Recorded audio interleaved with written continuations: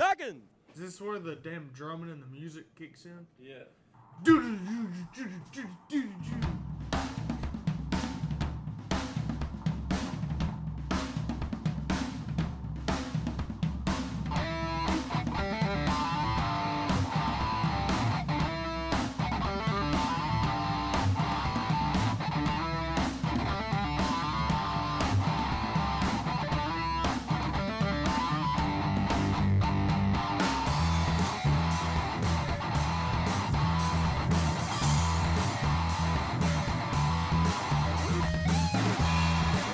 What is going on, everybody? Hello, and welcome to On the Pipe Podcast. I'm your host, as always, Tyler Shepherdson, and today is Tuesday, October the 25th, 2022, and you are joining us just in time for another episode of On the Pipe Podcast. This is going to be the weekend review with Big Rig Craig. Craig Oberholzer is going to be joining us here in just a few moments as we recap everything that happened over the weekend.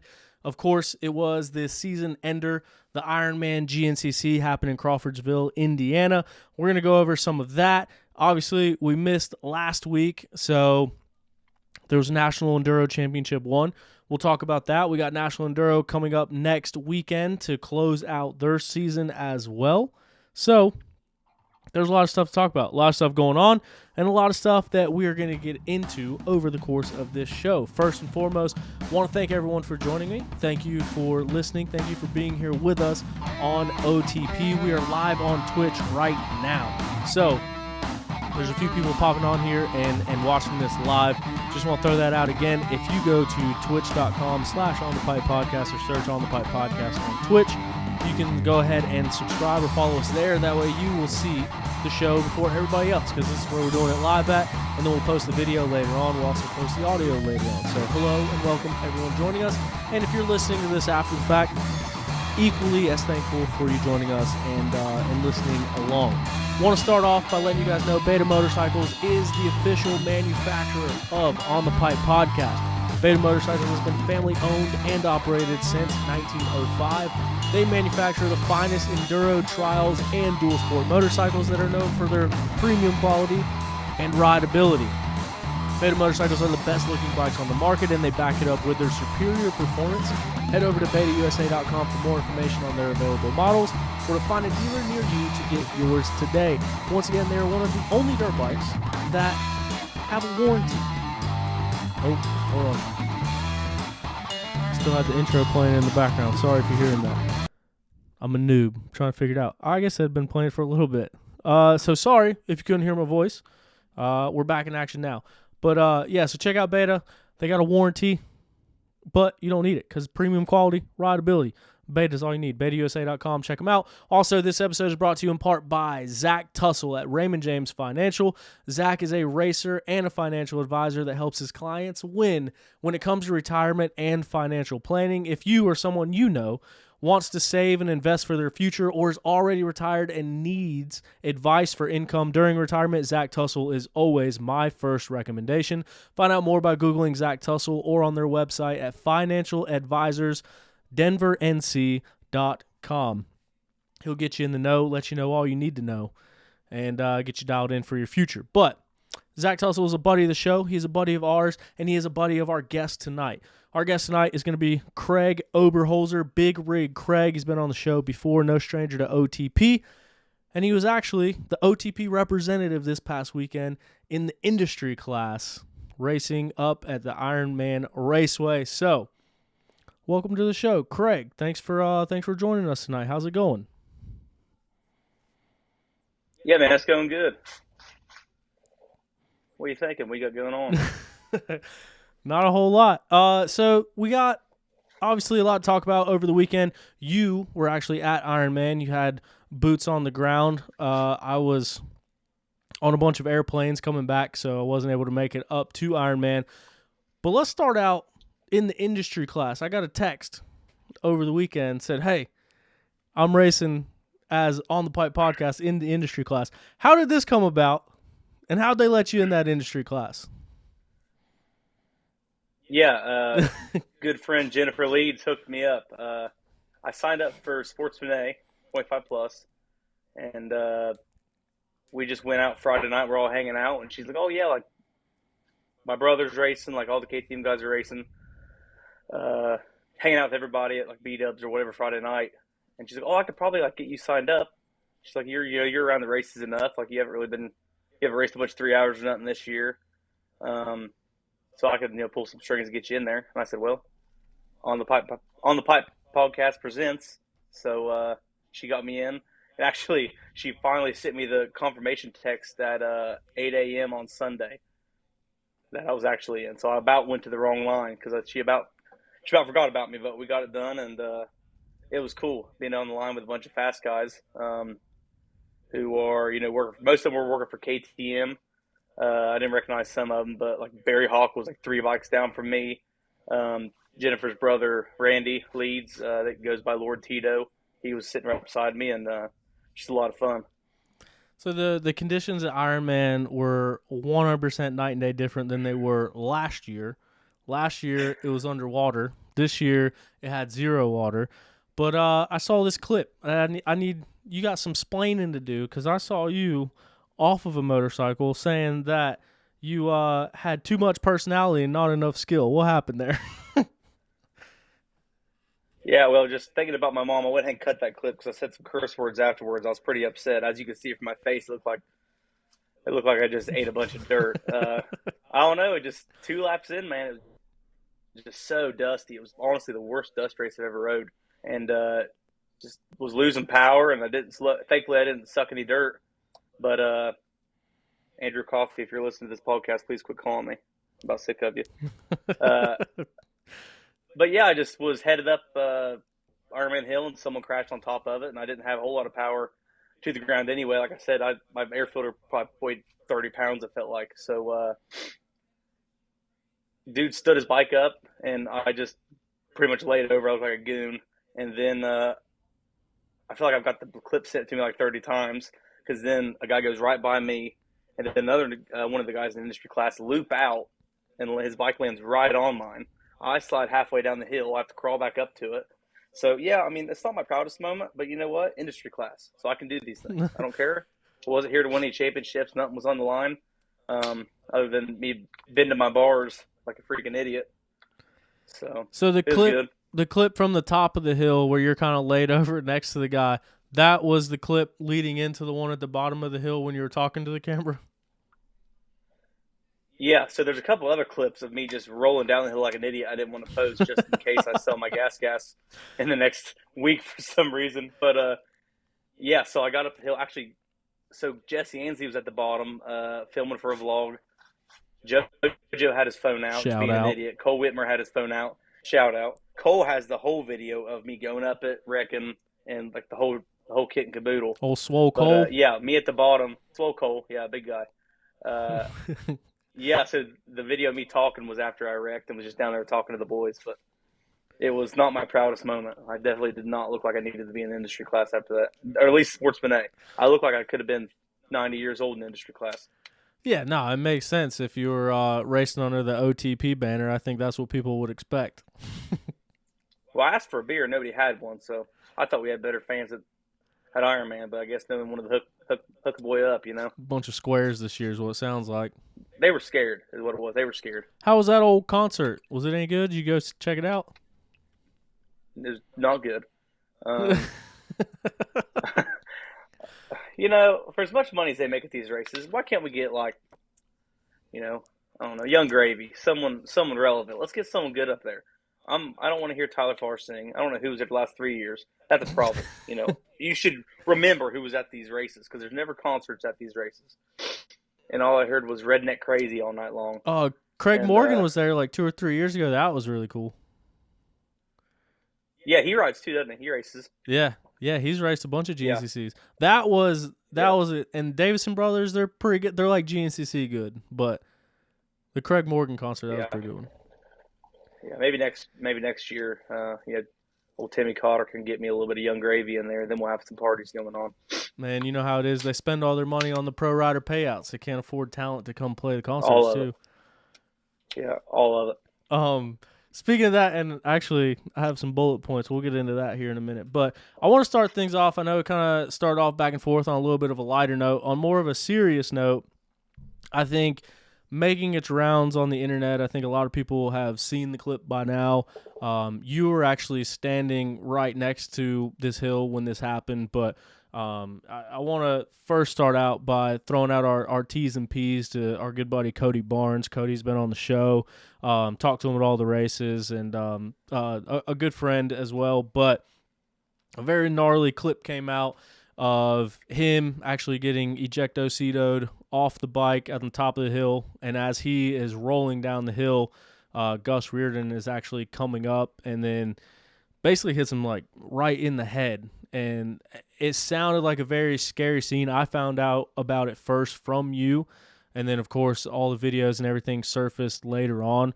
So just want to start out by saying T's and P's to Cody Barnes. But from being right there and witnessing it, I'm sure it had to have been a lot scarier in person. I mean, it's scary enough looking at the video clips of it. But what was your recollection of that event?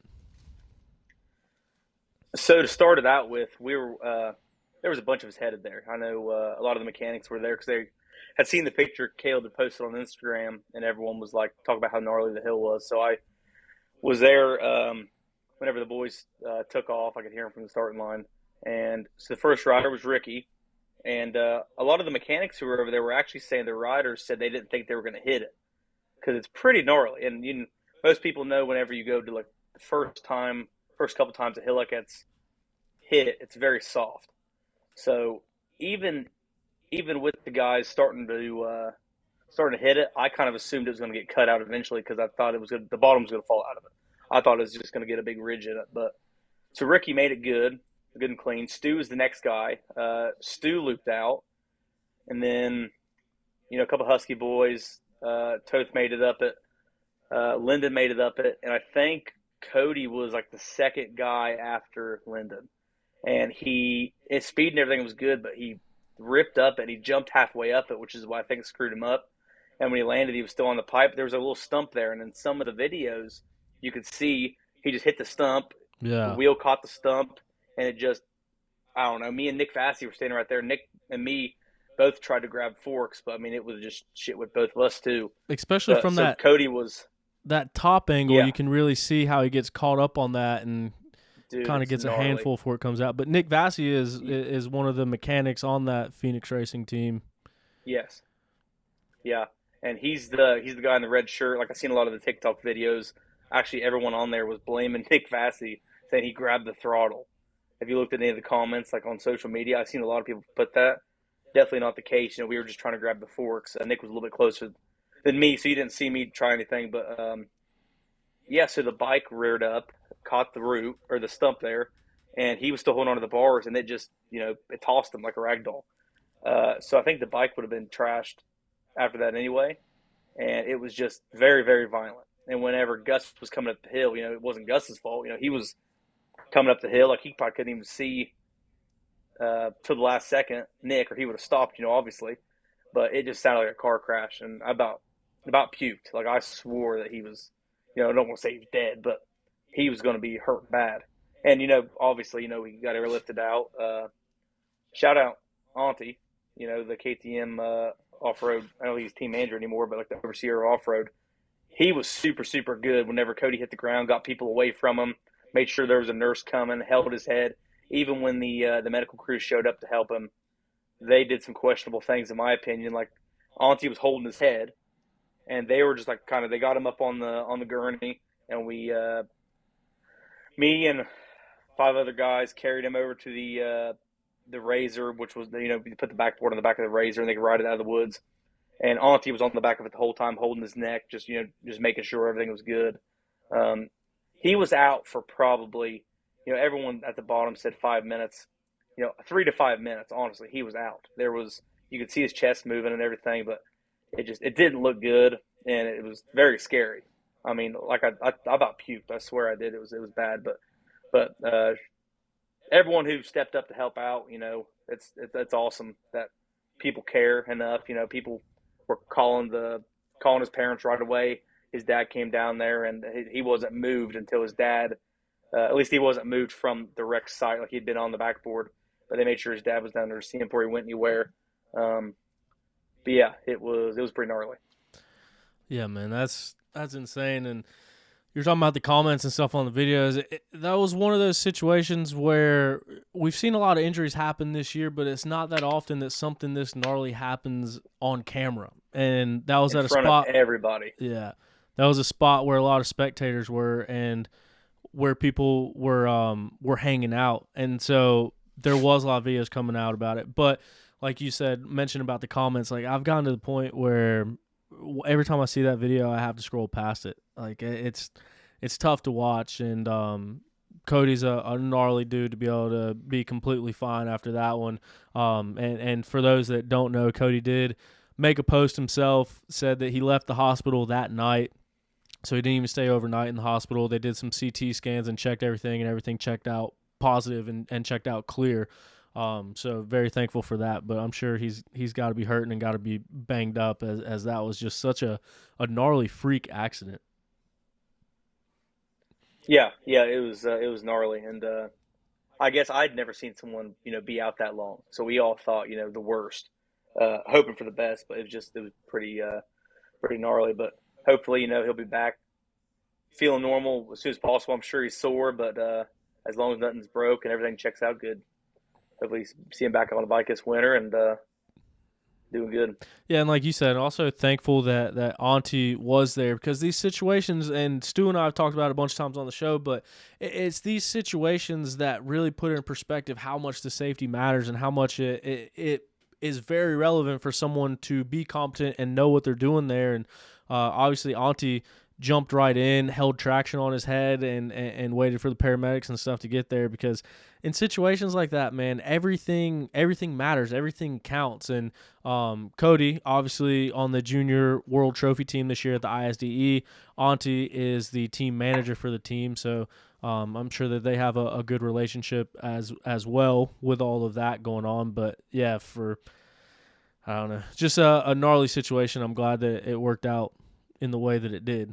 But yeah, absolutely. But other than that, let's go ahead and run through the results of the weekend. So we'll go ahead and talk about it here. Taking the overall win, as everyone knows, everyone sees, the 212 Ricky Russell grabbed the overall win on the weekend. Stu Baylor was in that number 2 spot, so it looked like a pretty good battle between them two guys throughout the race. And then Craig DeLong last year made his XC1 debut at Ironman and ended up on the podium in that XC1 class in his first ever attempt, and he ends the season also on the podium as well. So Craig DeLong really picking it up and settling into that XC1 class. XC2, Lyndon Snodgrass coming out there and putting an exclamation mark on his season. He grabs the win. Already wrapped up the championship at the last round. He still went out there and said, I still got stuff to prove. I still want to show that I earned this number 1 plate. He goes out there, gets the win. Damn near leads the overall at one point. He was in second place for the overall for a while there. Might have actually moved into the overall lead at some point on time adjustment. So that was super cool to see, and to see Lennon take home that win. Liam Draper coming back with a resurgence towards the later end of this year. He gets on the podium once again, this time in second place. And then Rui Barbosa is going to round out the XC2 podium, and Rui, with that XC2 podium, is going to end up third place on the year for points. So shout out Captain. Shout out El Capitan, Captain Barbosa, ending up on the podium there. Then down in the XC3 class, Dakota DeVore coming out swinging and grabbing the win. Local Ohio boy to you, Ohioan.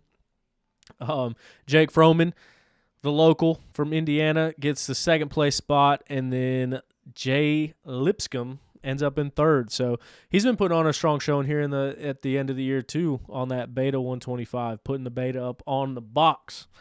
And then we look over at the WXC class. There was a championship crowned. This was a battle coming into this one. It was basically winner take all between Taylor Jones and Rachel Archer. Whichever one of them two won the race won the championship. And Taylor got out to an early lead, and I think with 2 laps to go, she ended up kind of low siding or crashing out a little bit in a field, I think it was.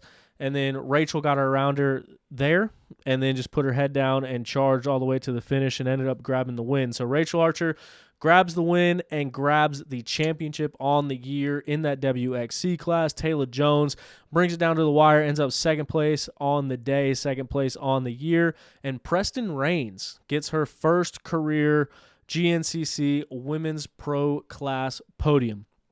So as your overall top 3, Rachel Archer gets the win, Taylor Jones in second, and Preston Rains in that number 3 spot. And I guess we'll start there and bounce off of that a little bit. This year in the WXC class, we've seen a lot of talent. We've seen those girls at the top really push each other to get faster and faster. And then we also had some newcomers coming into the WXC class, and mainly the young guns, the up-and-comers, is Preston Rains and Jocelyn Barnes. And they both end up with podiums on the year. So I think this was their debut season for each one of them in that pro class. Maybe Preston raced a couple last year. I can't quite remember. But Jocelyn Barnes got a podium a couple rounds ago. And then Preston Rains ends her season with a podium in that WXC class. What do you think about that class? As far as, I know Corey didn't race this past weekend, but Corey's been in the mix, grabbing race wins. Obviously Rachel and Taylor have been battling. We saw Taylor win 3 championships in a row, and now she's kind of coming back and brought this battle for the championship right down to the wire. But especially like racing the morning class and getting to see them out there and just following throughout the season. What do you think about the progression of this WXC class? Well, first, I think it's cool that Taylor's back to being healthy because last 2 years she's had, I don't know if it was wrist injuries or what, but she almost kind of took a back seat because she wasn't healthy, wasn't up to par. And I think I'm just pumped for Rachel Archer. Last year she got so close to winning it, and then the mutter, who was Becca Sheets, ended up getting her by 1 point or something crazy. Yeah, so it's pretty gnarly. If Rachel won, then Becca had to get third or better. So she had to get second or third. Rachel won, I want to say, by 12 minutes last year. Yeah, who was it? Was it Gudish that got second? Someone got second, and then she ended up who was it? Becca was in like 5th going into the last lap. Yeah. 2 girls blew up. She ended up 3rd. Like something crazy. Everyone thought Archer had in the bag. Yeah. Ended up working in Becca's favor. Yeah, I know. So Gudish was in 3rd, and then Becca ended up getting around her to get 3rd place and seal up the championship. I don't remember who got second in that race. I think it was, I don't know, it was someone who really had been on the podium, I thought. But another thing, Corey Steed, I think this was her first year getting wins. Last year she had some bunch of podiums on the Cowie. I think it was Corey that got second on the Cowie. Was it last year? I think so. Okay, that makes sense. But, yeah, freaking pump for her. I don't know if you've ever been around her much, but whenever she was staying down here, staying over close to Totes and riding with us, girl rips. Like, smoke my butt. And it's cool as hell. She's the coolest girl in the world, too. She's just cool to see everyone getting faster, and even Preston. I know starting out beginning of the year, she just not necessarily wasn't up to speed, just a little bit different pace. All the Sportsman A guys behind you, it's a lot different when halfway through the first lap, Caleb Russell could be racing, come by you. So that's kind of a shot to the gut for some of the girls, but yeah. I just it's sick, yeah. No, and so shout out Corey Steed. Corey Steed might be the coolest guest I've ever had on the show. She was on the show like earlier this year. She's super cool to hang out with and be around. It was funny you said that, but yeah, she was real cool when she was on the show. But yeah, I mean, she started off the season with a bang too. She was leading the points there for a while, and she clicked off some wins and stuff too. So that's what I mean. Like the progression and the level that they keep pushing each other to is just insane. Yeah, it's sick, and I think it's just cool that they 90% of the time they outrun the guys. Yeah, they outrun, like, there's some fast dudes in Sportsman A, like guys who can win a bunch of A-class stuff. So it's crazy how fast they are. Yeah, for sure. And kind of transitioning from that into the rest of the field. I was trying to do the math. I was trying to think about it. We've talked about some of the silly season stuff on the podcast before. Don't want to dive into all the details now. Maybe next week we'll get into the details of silly season and bring that all up again and what we've been hearing. But just the quick calculation between XC1 and XC2 factory guys. So factory rides, like team rides. Obviously, privateers, they're going to switch bikes. They're going to do whatever's best for them or best in their interest. But I think we saw at least 9 people on their bikes for the last time. I think yesterday, from what I can just think of off the top of my head, between XC1 and XC2, 9 riders that we saw on bikes this past weekend will be on different bikes going into the 2023 season. Not to get into specifics, but what do you think about so many changes happening? This has to be the most changes that we've seen happen in the course of a GNCC offseason that I know of. Yeah, and I mean, just off the top of my head, I know a lot of guys are staying on same, a lot of guys, there's a lot of switching into Austrian brands, literally just walking 10 feet down pro road and jumping in another semi. So for a lot of guys, it's going to be pretty technically a much the different same bike, program. same frame, same chassis, same motor, but technically a different bike. I mean, I got a gas beside me. I can spray paint white and call it a Husky. No one's going to say a single word to me. Yeah. So pretty much, I mean, just different management stuff. But yeah, I mean, I think maybe more guys than me, but I think everybody on that pro road, doesn't matter what they're riding, is going to be fast. But I don't know. The politics in it, just changing brands and people burning bridges here and going here. It's me knowing I'll never have a ride. It's fun to watch. I love it. What do you mean? OTP gas? It was out there this past weekend. Well, I mean, I meant not having a different ride. Like, I'm obviously factory now. Like I'm factory Honda and gas, ride red. So I should just spray paint OTP. I'm waiting on graphics. But other than that, yeah, I'm staying where I'm at, just in case anyone's wanting to know if they're trying to pick me up, kick rocks. So I'm staying where I'm at. Yeah, actually, Andrew Coffey jumped on here and says now he sees why you ignored his phone call. Thanks a lot, Andrew. You're ruining the show. We were live on air. 3 times. So I appreciate that, Andrew. It's nice of you. But he did ask I after thought that's that why what he was team doing you it. were I thought going he to. was watching it. And he just kept doing it to make me mad. Yeah, going back to the Cody Barnes situation, one of the first people we'll see jump in there is a big old OTP shirt, and what do you know? It's a 6'8" teenager, Andrew Coffey, to the rescue. Oh yeah, big GNCC era guy. Yeah, down there. Yeah, that was gnarly. What was some of the sights and the sounds of the weekend? What did you see that maybe the Racer TV broadcast didn't see? What stood out to you from the last round, the last hoorah of the 2022 GNCC season?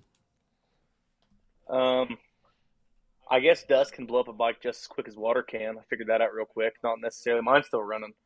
But I think every single bike on Pro Row is blowed up. I actually know it is. After the race, we were all just sitting there talking. All the mechanics were all just hanging out like before the trucks got done. And every single bike on Pro Row is blowed up. That's guaranteed. Toths blew up.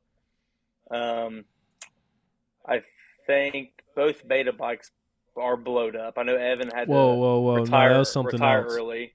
That was something else. Evan had to retire early. I mean, all the Austrian bikes, all the Jap bikes, except Lyndon was bragging to me that his Cowie didn't blow up. But the chain guy will probably just snap off of it next week. So, whatever. I mean, I guess it's not as important, but everyone's bikes blew up. I mean, dude, it was you couldn't see 3 feet in front of you. I haven't rode a race like that in a long time, so it was very interesting. It's horrible, actually. I hated it. I wouldn't have much fun. I was out there for 2 laps, and the whole time it was just like walking in a haunted house. You're supposed to reach out and grab the person in front of you so you can see. That's how it felt, because you could not see shit. Dang. I saw a lot of videos from like the field sections and like blown up dust berms and stuff, but was the woods real dusty as well, or was it mainly just dusty out in the open spots? So there was a 13-mile track for the 10 a.m. I was talking to a couple people afterwards. I think 2 miles of it were dark, like normal Indiana dirt. The rest of it was powder. The woods were not good, in my opinion. I didn't ride it well. Not saying I would have rode it great if it was black dirt either, but it wasn't it was very dusty. The whole woods were dusty. I heard the the bike only section was good, but most of everything was either hard packed blue groove or silt. Not good. Yeah, it looked like it wasn't a desirable one to be like, but there were still a lot of people out there racing. I think it's cool that they split the morning race up, because I've been a part of that Ironman race the year that it broke the record, and then the next year when it re-broke the record, and it's a lot to have 1,000 people out on a track at once. So at least now that's split up between two for the morning race. Well, I know there was over 100 people in Sportsman A, combined in 25 plus and 14 to 24. And I would Did they start them on one row? No, so I think 25 plus was up front, and then 14 and 24. So in the 10 a.m., which was WXC, Sportsman A, Industry, Sportsman B, Super Senior A, the faster groups of usually the morning, I would say at least 500. So at least 500 there, easily. So, and the 10 a.m., I would say, dude, the Sea Riders are freaking diehard. I would say 6 to 7. Like, I don't know that from I didn't go look at the numbers, but it was huge. So for the AM1, the first race with the Sea Riders, it was 455, and then for AM2, it was 565 riders. Okay, so I was off on one. But yeah, there's a bunch. And the reason I did that is because GNCC, they posted, this is going to sound negative. I don't mean it to sound negative. I'm just simply reporting the news and what I see. But GNCC posted that like big old drone view of the parking lot and everyone that was in there. And that's what I was like, man, Ironman's always huge. You can see that the parking lot's full. And I did the math and just kind of looked at all the different races throughout the weekend. And from all of the posted results, there was 2,751 riders that raced this weekend. And you were one of them. Gnarly. Which, for those at home that would like to know, 2,751 riders. I even broke it up because the prices are different for peewees and youth. So I actually broke it up and did the math separately. Micro was just under $9,500. Youth was just over $32,000. The total for everyone was $193,070 that was generated off of 2,751 riders. And the interesting part about that is that they pay $1,200 to win the pro overall race. But at what point do they finally break down and see, hey, look, the series has grown. We're the number one series by participation in the world. We have all of the eyeballs in the industry. We have an industry class. All the industry bigwigs come to these races. Off-road contracts, livings are made from GNCC racing, which is a very good thing. It's a very positive thing that they created the platform that is paying people to race it full time.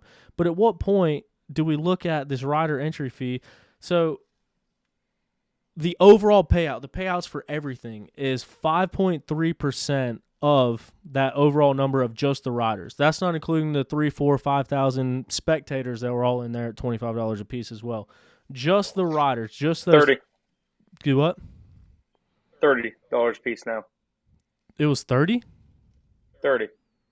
30. It's been 30 all year. Has it really? Yeah. I thought it was 25. No. Oh. 30. We'll add another $5 times 2,751 to that number. But that's the thing that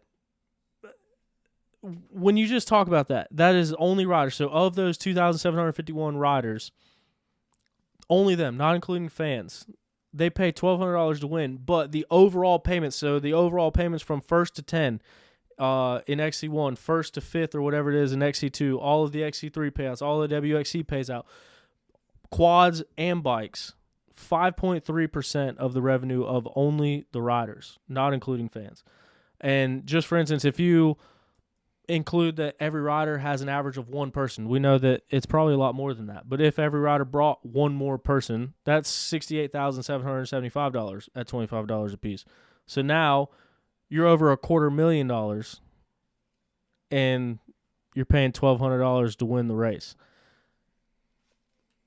I don't know. I'm trying to phrase this into a question, but kind of just get your opinion on it too, just to hear from another perspective. But it seems like at some point when you realize how much the series has grown, that it's gotten so big that the morning race has to be split up. It's gotten so big that there's people lining up on Monday to get into a race on a Saturday and Sunday. But one thing that we haven't seen is the payouts go up. The trophies, they haven't changed. They're still the same plaques. And that's not including transponder money, T-shirt money, sponsor money, anything. That's just riders. So, I mean, what, in your opinion, what do you think we could do to spark that change, to create a difference, to create more money, more income for these riders that are out there risking everything to be there? If your girlfriend cheats on you and you don't break up with her, you think she's going to stop? We keep going back. I mean, nobody's going to stop going to the races, so they think in their mind, what are you going to do? Just stop going to us and start racing Wexers full time and put 2,000 riders out of Wexer every weekend. So, I mean, I don't know. I guess they think they have the upper hand, which, I mean, technically, all the sponsorship money's going there. All the factory rigs are going there. So what it sounds like it's got to be something someone's just got to smack them, you know what I mean? Wake them up, say, listen, this is what we got to do. We're trying to make a living. Hell, diesel fuel was $5.30 on the way up in a Sprinter van. It's expensive. Like, you can't afford to do it. So, I mean, they're just going to have to get a change of heart, or the factory teams are going to say, hey, we're putting $5,000 for a factory rider to win. You're only putting $1,200, and you're making this much money, and we're spending this much money to come. Like, someone's just going to have to be like, hey, listen, this is what you got to do. And I mean, this is where it starts. I mean, we're sitting here talking about it now. The right person hears about it, tells them, people start bitching about it. I mean, maybe eventually they'll do it, but, you got bigger names like Stu talking about it all the time, and it hasn't, It's just like the medical staff at the races. I would rather see better medical staff than anything. But regardless, I mean, we need both. I mean, if it's I'm not their accountant or anything. I don't know what the numbers are looking like, but from an outsider looking in, it's looking like they can afford to help us out a little bit. Yeah, and I mean, obviously there's a lot of expenses that go into it, especially when you start talking about that many people, and there's a lot of hidden costs that people don't realize, and it takes a lot of money to run it.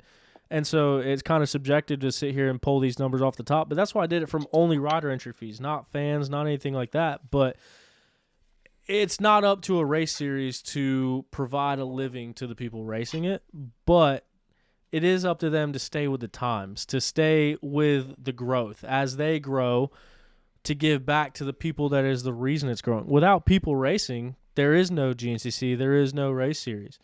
And like you said, even if it's not increasing the pro payouts, which absolutely should happen, it hadn't happened in probably a decade or more, but things that benefit the amateurs or things that benefit everybody. Like you said, use some of that money to get staff out there, more medical stuff out there to prevent some of these injuries, or in case something even worse happens to kind of help out with that too. But I don't know. It's you made a good analogy with the whole girlfriend thing, but yeah, it's just something that I wanted to bring up, because especially when you see those pictures come up, you see the drone shots come up where they're showing how many people are there. You're like, oh, well, everyone showed up in these droves to support you and to make this such a huge event. What did you do to give back? And I think that's where it leaves blank so much. Do what? Sorry to cut you off. Look at like IXCR and Mid-East this weekend. I mean, Mid-East is, I think the pro payout's like huge money. And IXCR is usually like $800 to $1,000, and that's just like a series in Indiana. So I mean, if they could do it, why couldn't a series making 7 times the amount of revenue do it? Yeah, and I mean that's one thing I've talked about before too. Is I don't mean to make it like a GNCC bash session, because I do appreciate everything they do, and everyone appreciates what they do, and they do a lot for the sport, obviously. But it's just they're the premier series. They are the example. They are the one that everyone is chasing. They are the cream of the crop, the top of the top. And I'm trying to stall as I'm looking up the Mid-East payouts for this weekend. Yeah, I think it's pretty big. Yeah, it's I know a bunch huge. of guys that are coming down to race it too. Yeah. I used to announce that series for a little while. I guess not anymore. That's what you get for going to Egypt. Do what? That's what you get for going to Egypt, I bud. know, man. It was a once in a lifetime opportunity I couldn't turn down. How'd you get those bricks in your house? I laid them a couple weeks ago. Oh, big Mason guy. Yeah, it's solid. Nice. Grout's all healed up and good to go now. I'll tell you what, ain't no wolf getting through that thing. I'd bet my last dollar. Is this it? Hold on. Oh, so here we are. So the pro purse for our local North Carolina series, not even a regional. First place, $3,000. Second place, $1,500, which is more than to win a GNCC for second place. Third place, $1,000. Fourth place, $800. Fifth place, $500. Sixth place, $300. Seventh place, $200. And then even the A class. To win the A class, it's $500, $300, $200, $100.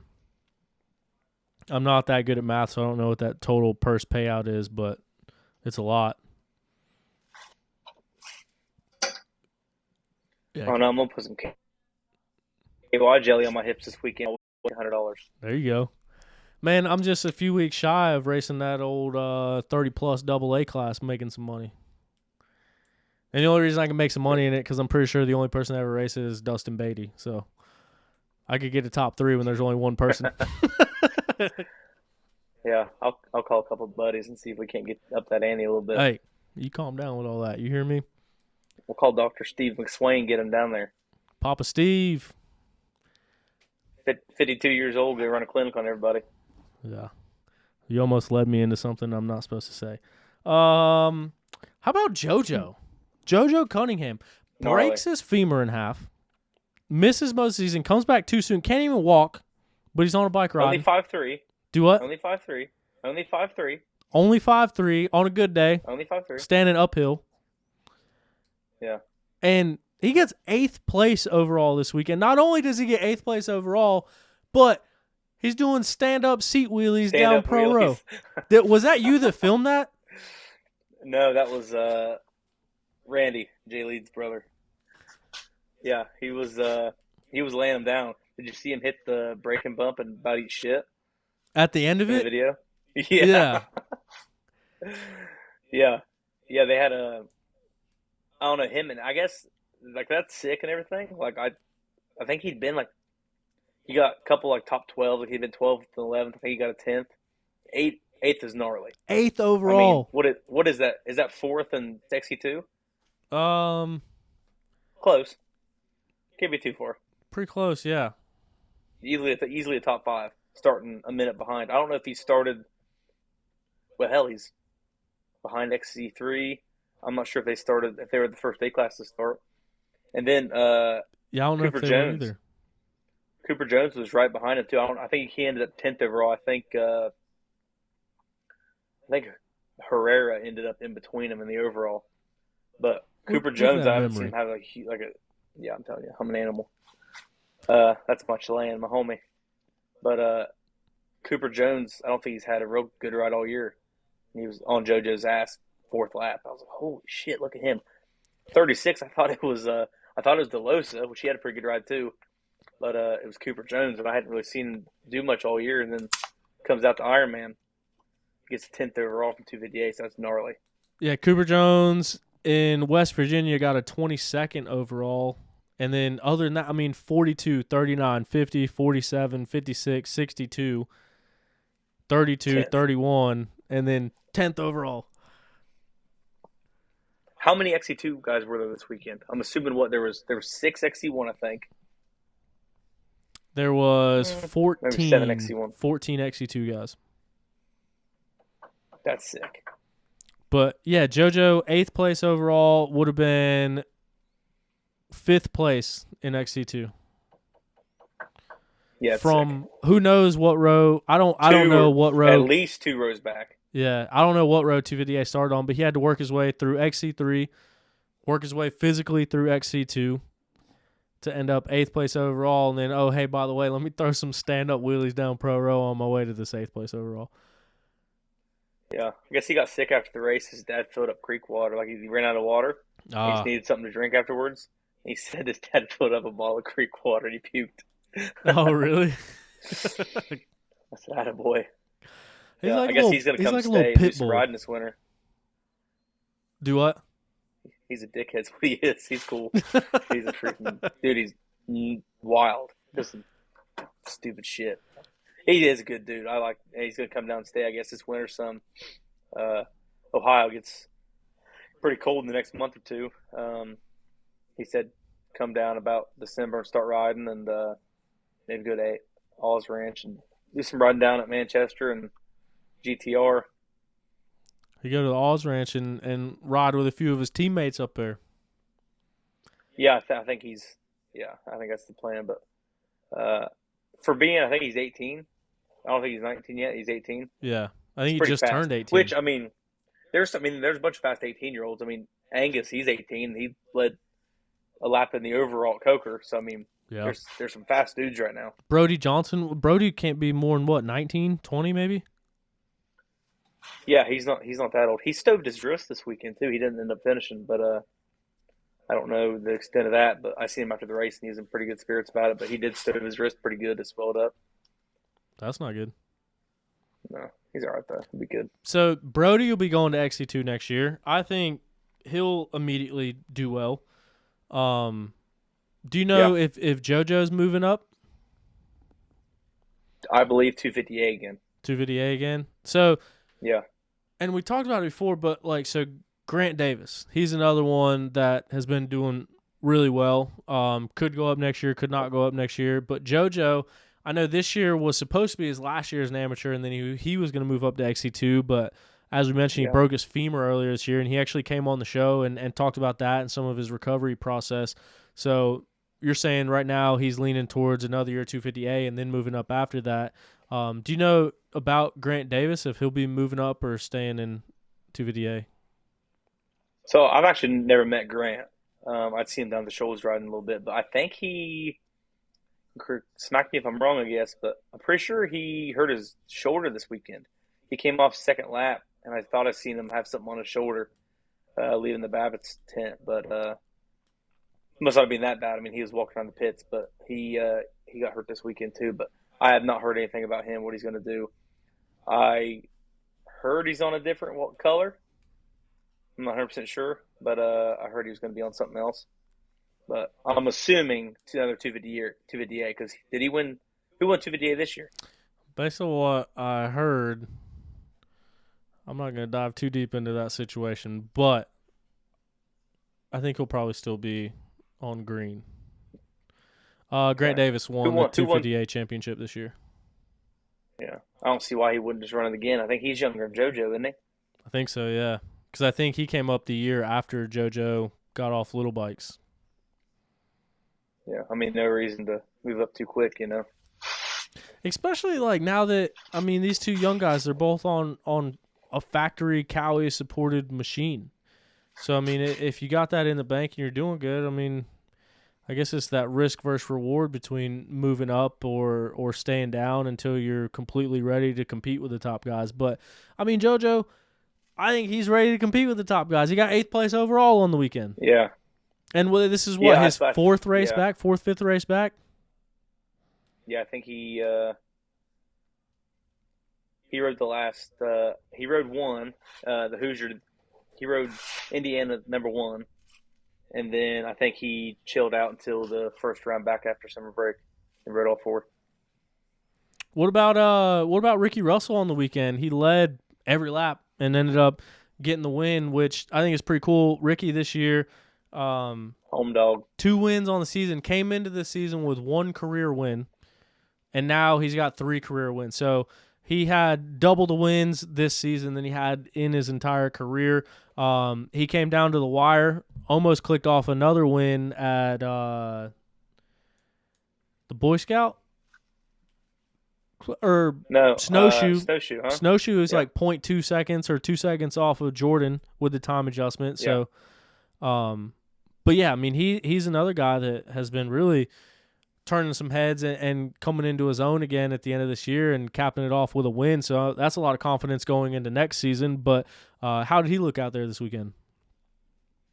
First off, shout out Don Kelly, home dog, mechanic Ricky Russell. Yeah, he's back out this there. weekend, hanging out, drinking beers with the boys. Love that. So I don't know if Rick got the whole shot or not, but he was first to the hill climb. The closest one to him was Stu.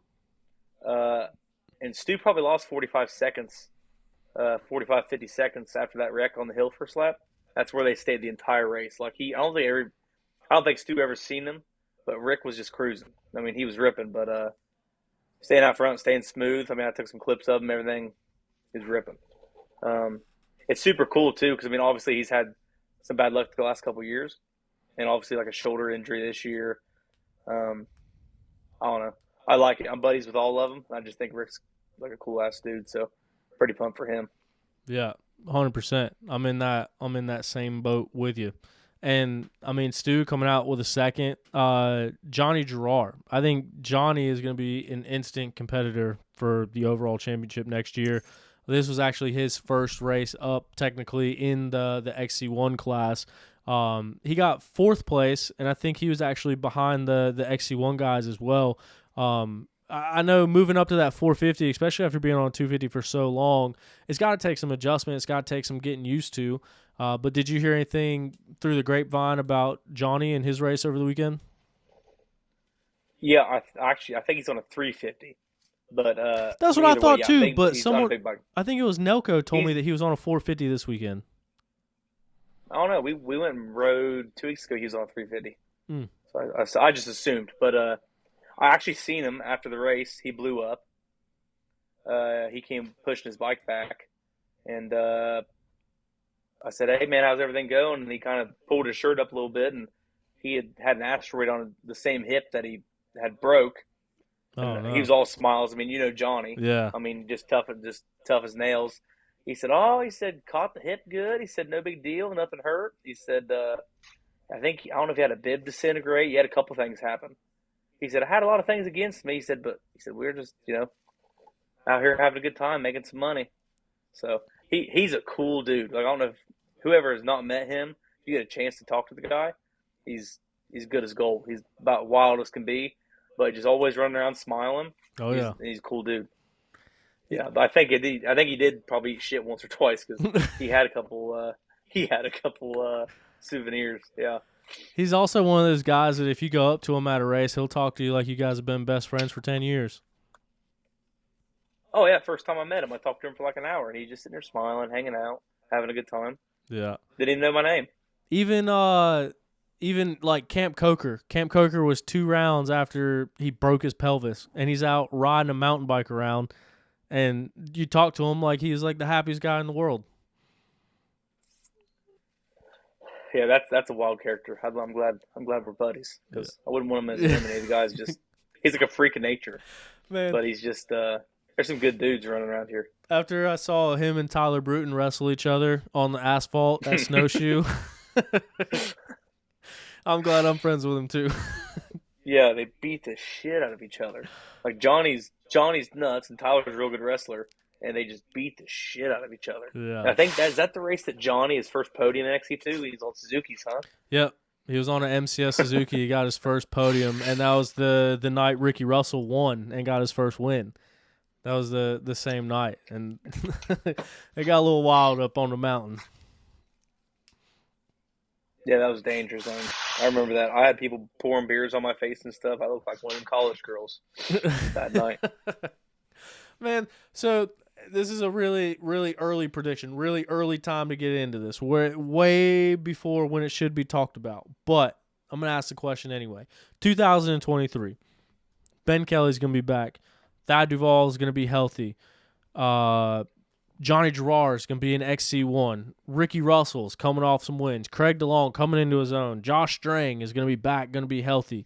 Who am I missing? The champion, Jordan Ashburn. He's going to be defending that number 1 plate. How do you think this XC1 class is going to shape up next year? Ben Nelko, I think he's moving up full-time to XC1 next year. how do you think it's going to go? What's your early prediction here in October 2022? Who's the 2023 champion? Ben Kelly.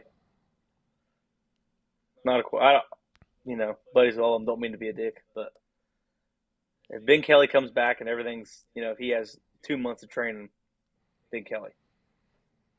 I mean, judging on what he did to start his season this year and how far that took him into the season to where we were coming back after summer break and he hadn't raced in 2 or 3 months and was still in the championship race, I think that's a very, very solid prediction. Yeah. I mean, it's kind of hard to say. It's like, take you back, 2 years ago? Caleb's last year?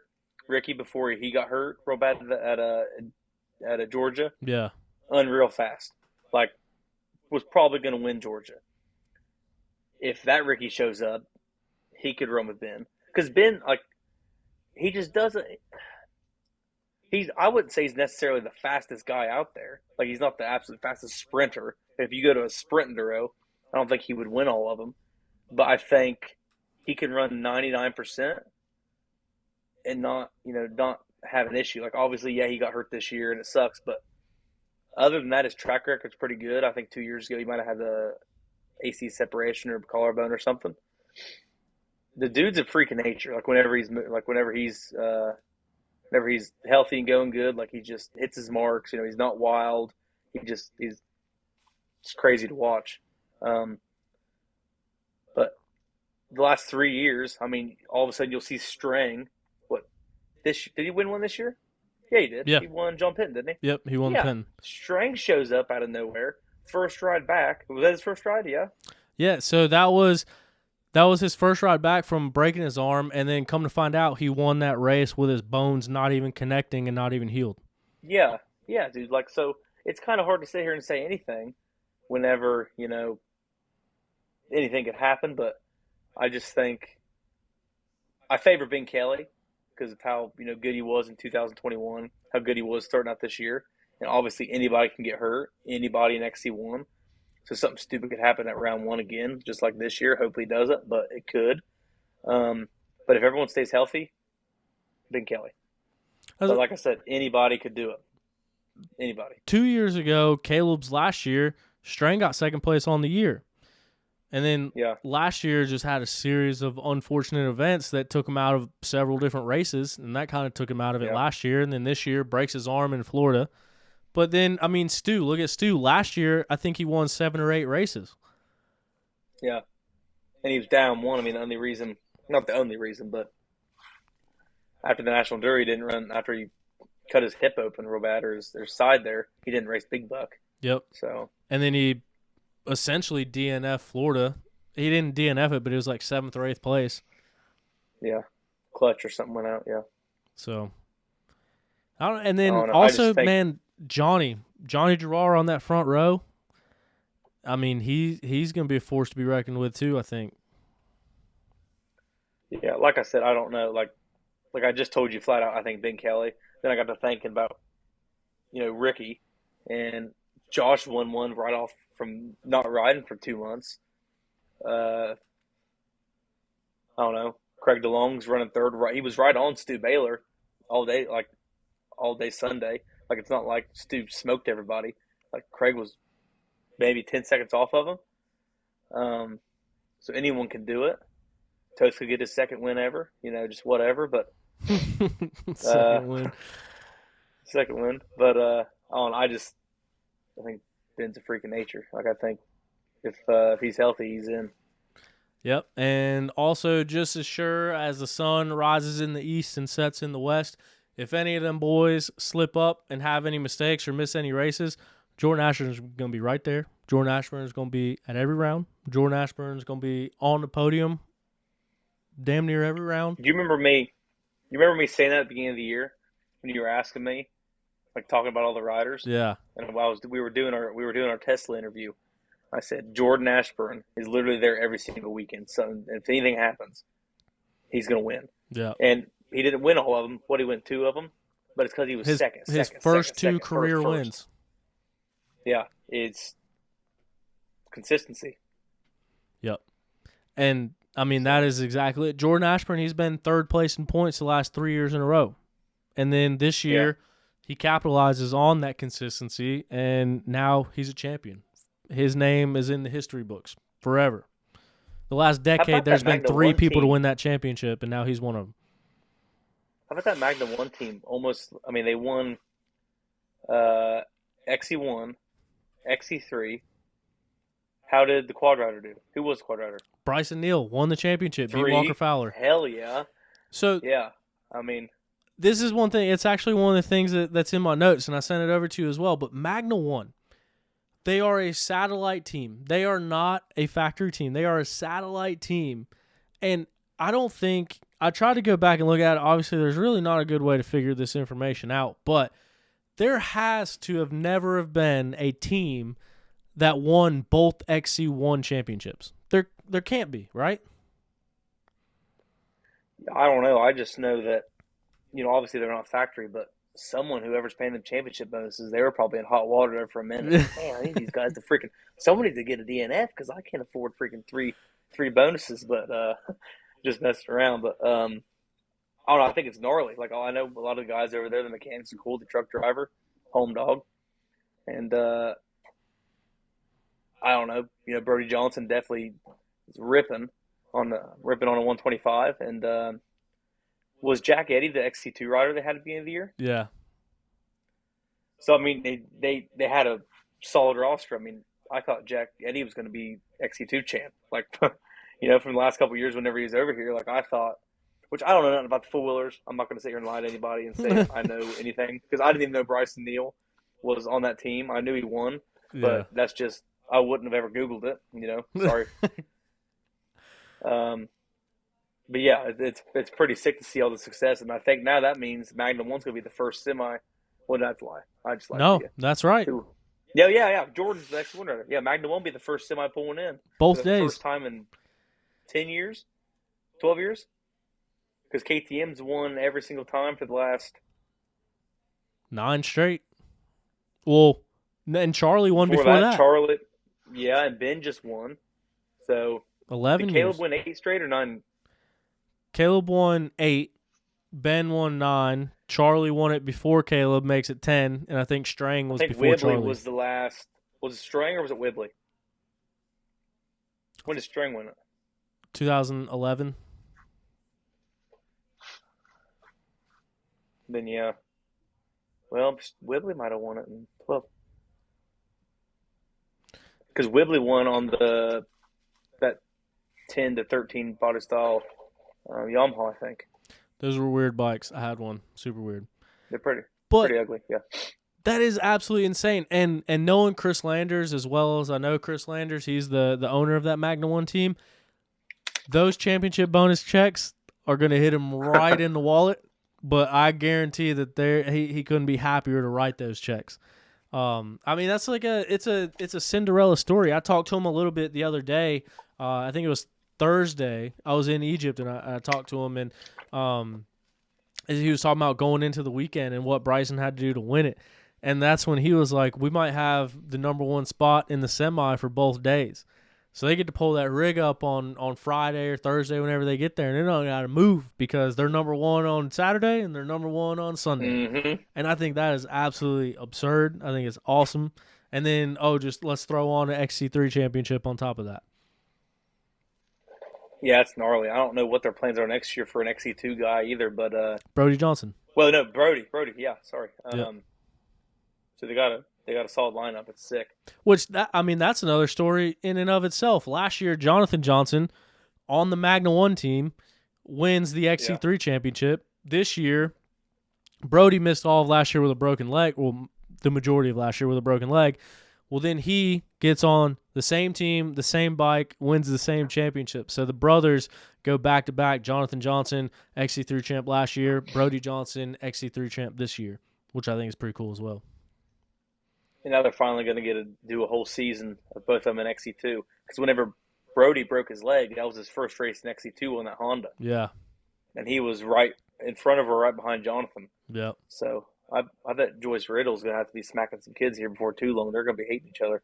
Yeah, so it was funny. Joyce messaged me last week because obviously I didn't do the show, and she said something about it, and I think it was on her. She was driving somewhere. She's like, I don't know what to do when I can't listen to my OTP.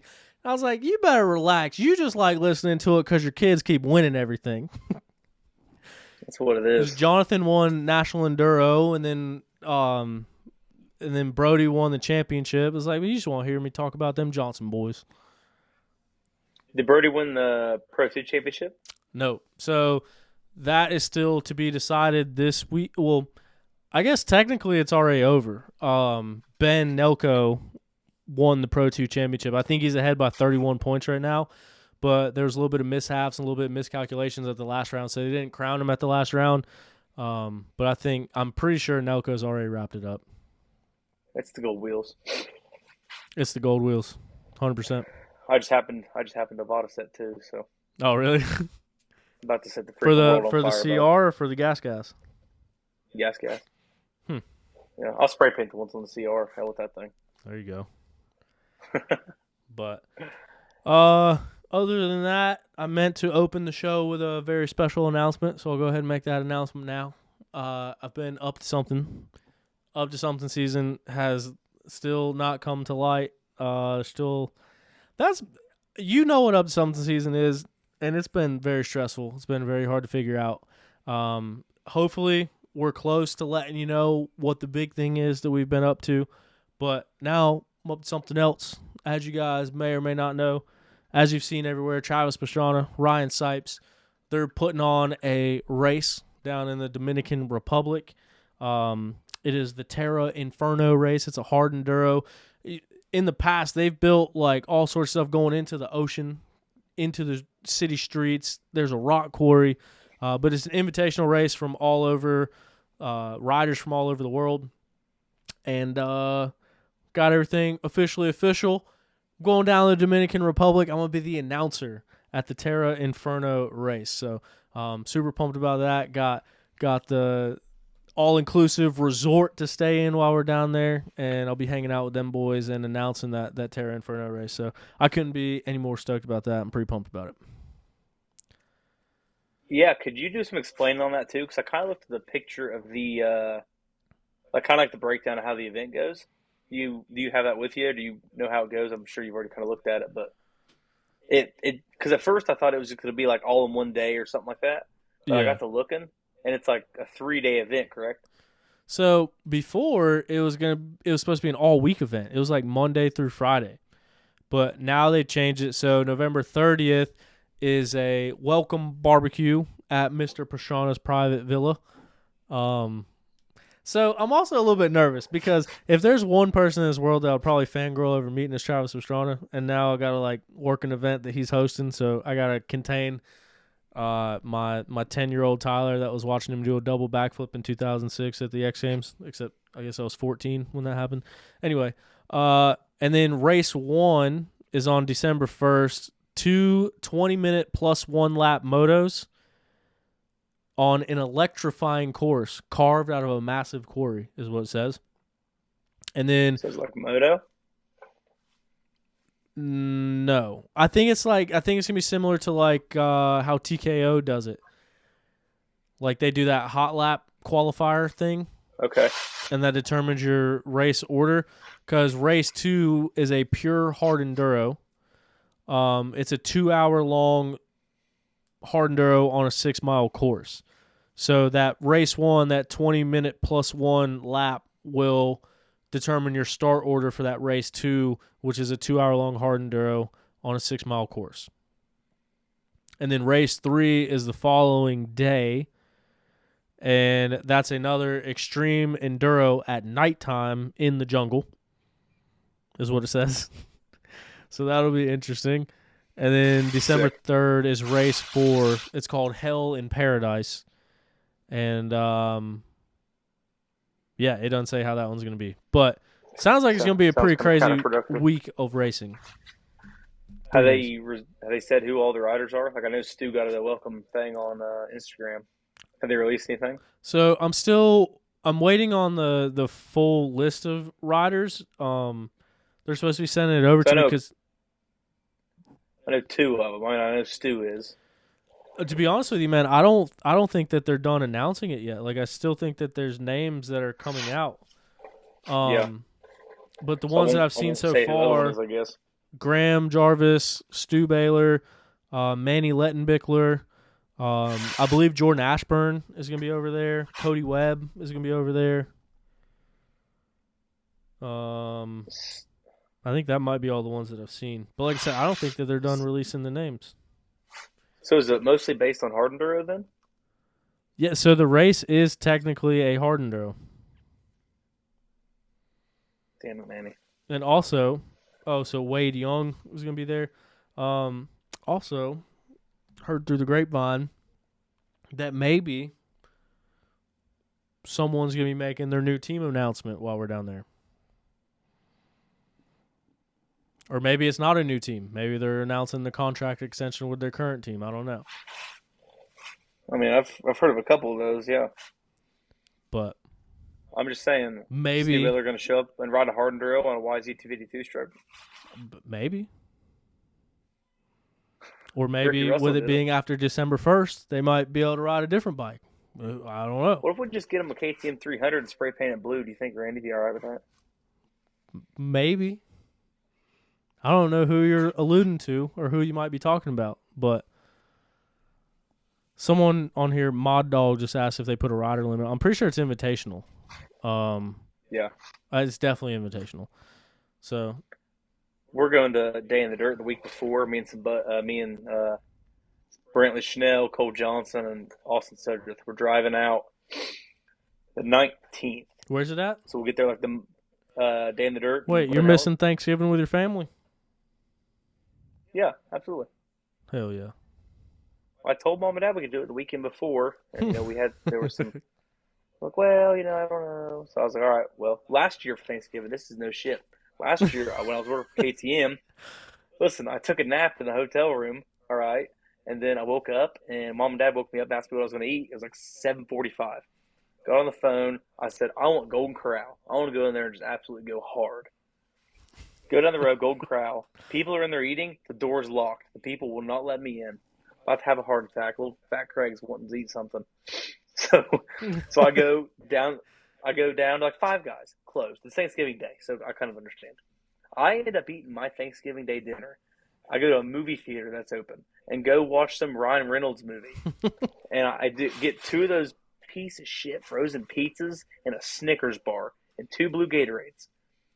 It is the saddest day of my life. All my family, they just got done eating. I mean, it's 10 o'clock at night at this point. They're all sleeping. It's 1 o'clock in the morning in North Carolina. I'm in California.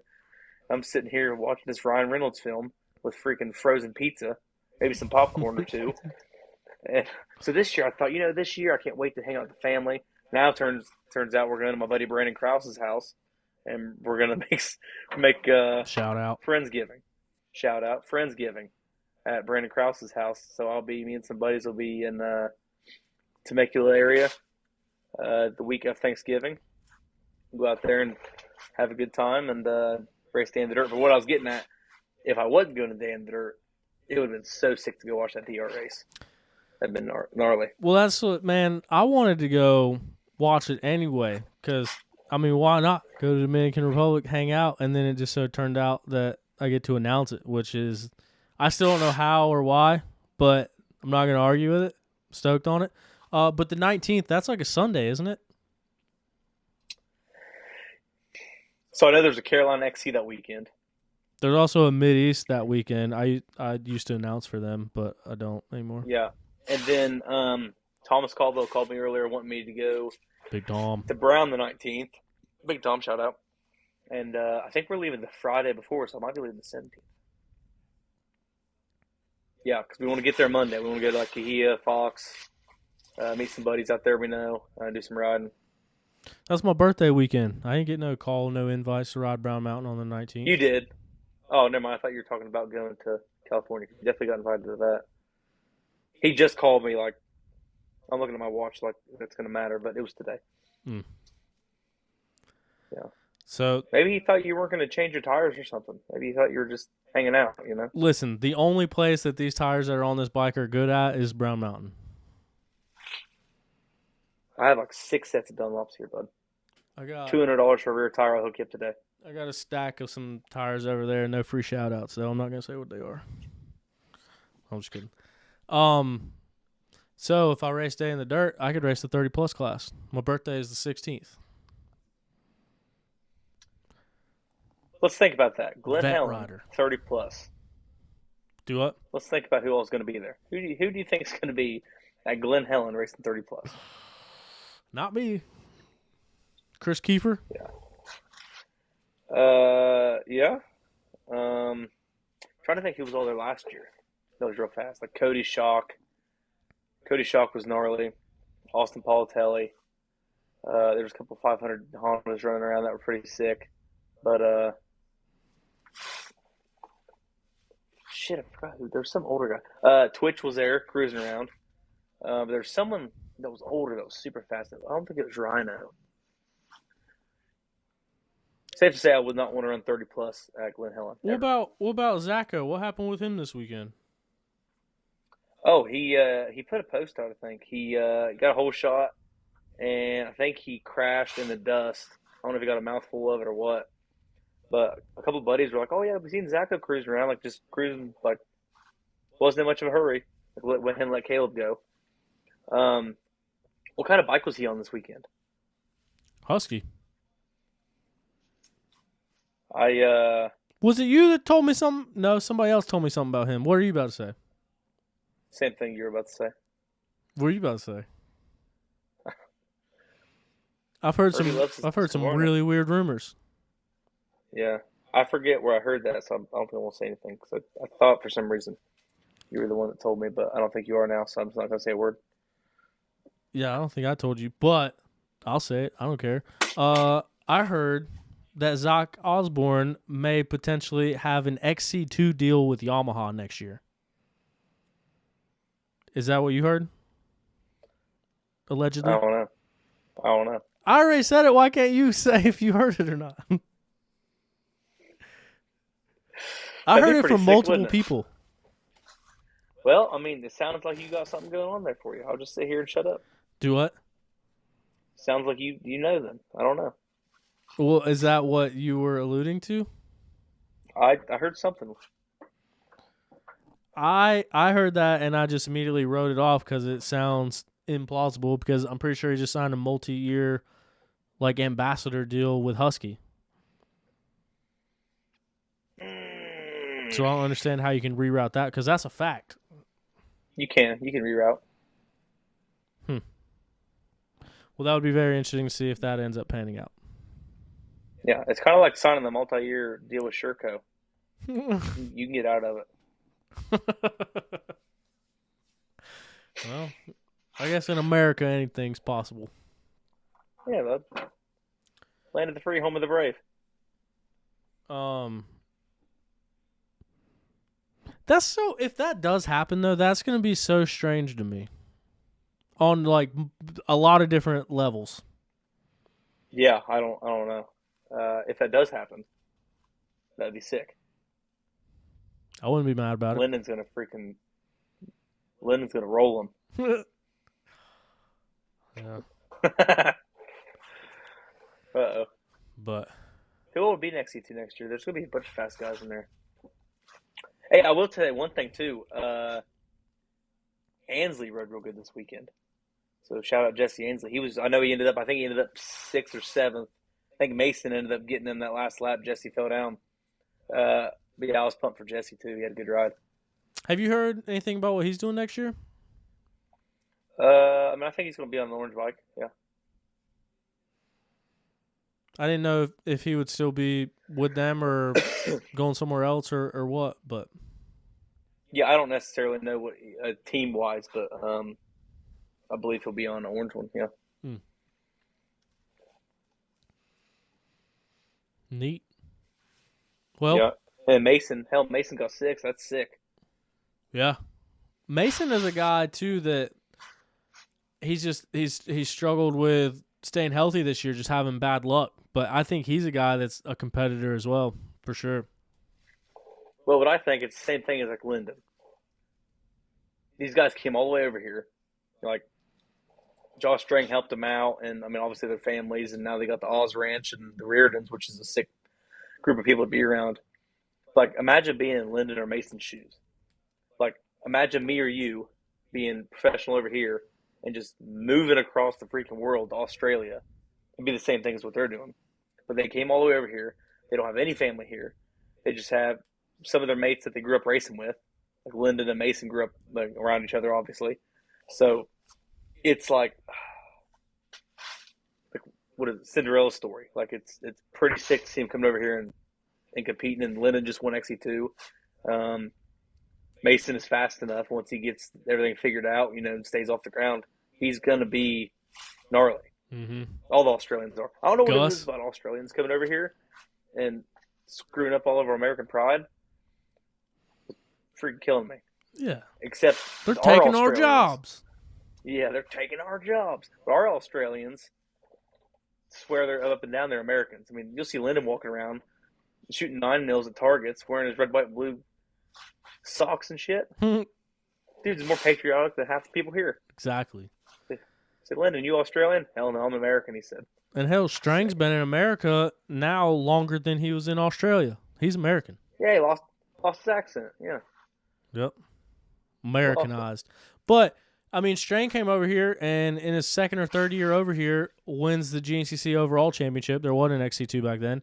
And now Lyndon comes over, second or third year, wins the XC2 championship. So it's got to be cool to take that risk, take that leap, come across the world, and then see those dreams come true or see those aspirations come true, which is part of the reason why I was so stoked to see Lyndon grab that XC2 title this year. And just putting it all together. And look at Lyndon. I mean, I went through it on the last show when we were talking about his championship. Like his first year, he was kind of hit or miss and all over the place, and then missed a lot of the season because he got stuck in Australia. But even last year, like he was kind of all over the place. And then this year, really tamed it down, settled it in, figured out that 3-hour race, figured out that 3-hour pace, and won a championship. Led the points most of the year, won a bunch of races. So, yeah, he goes from racing at 102 mile an hour on a KTM 500, running around the freaking beaches, to riding in tight woods. Yeah. So, I mean, obviously it took a little bit of time to get acclimated. But like Gus, like I don't know if you've ever seen him, but at Works, whenever I was over there working beginning of the year, in the last year, he is the freaking one of the gnarliest dudes on like flat dirt, like on wide open stuff. Yeah. Oh, he's freaking sick. So I think that's why he was so good at like Coker. That's why he was, because it's just wide open. Yep. I mean, there's some tight spots in the woods, but there's a lot of fields and stuff. led the overall Coker. Yeah, freaking. I don't even think he was 18 then. He might have been 17, leading it overall. But yeah, boys are ripping.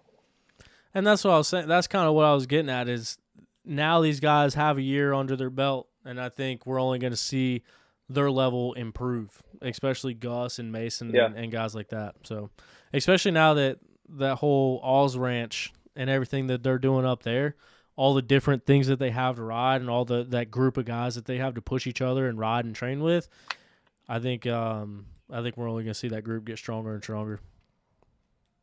Oh yeah, good bunch. Yeah, they're. I've been over there a couple times in a row.